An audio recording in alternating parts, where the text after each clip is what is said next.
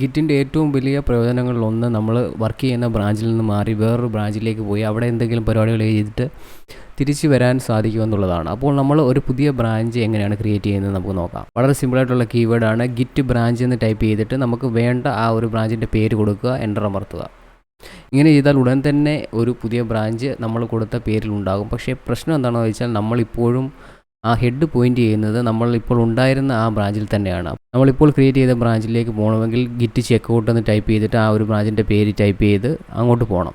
അതേസമയം നമ്മൾ പുതിയൊരു ബ്രാഞ്ച് ക്രിയേറ്റ് ചെയ്യുകയും ആ ബ്രാഞ്ചിലേക്ക് പോവുകയും ഒരുമിച്ച് ചെയ്യണമെന്നുണ്ടെങ്കിൽ അതിനുള്ള ഒരു ഓപ്ഷനുണ്ട്. അതിനുവേണ്ടി ഗിറ്റ് ബ്രാഞ്ച് എന്ന് ടൈപ്പ് ചെയ്തിട്ട് -b എന്ന് ടൈപ്പ് ചെയ്തിട്ട് പുതിയതായിട്ട് വേണ്ട ബ്രാഞ്ചിൻ്റെ പേര് ടൈപ്പ് ചെയ്യുക.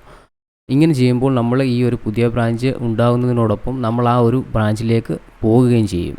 പിന്നീട് സെപ്പറേറ്റ് ഗിറ്റ് ചെക്കൗട്ട് എന്ന് പറഞ്ഞ ആ ഒരു ബ്രാഞ്ചിൻ്റെ പേര് അടിക്കേണ്ട ആവശ്യമൊന്നുമില്ല. നേരിട്ട് ക്രിയേറ്റ് ചെയ്യുകയും നമ്മൾ ആ ഒരു ബ്രാഞ്ചിലേക്ക് പോവുകയും ചെയ്യും.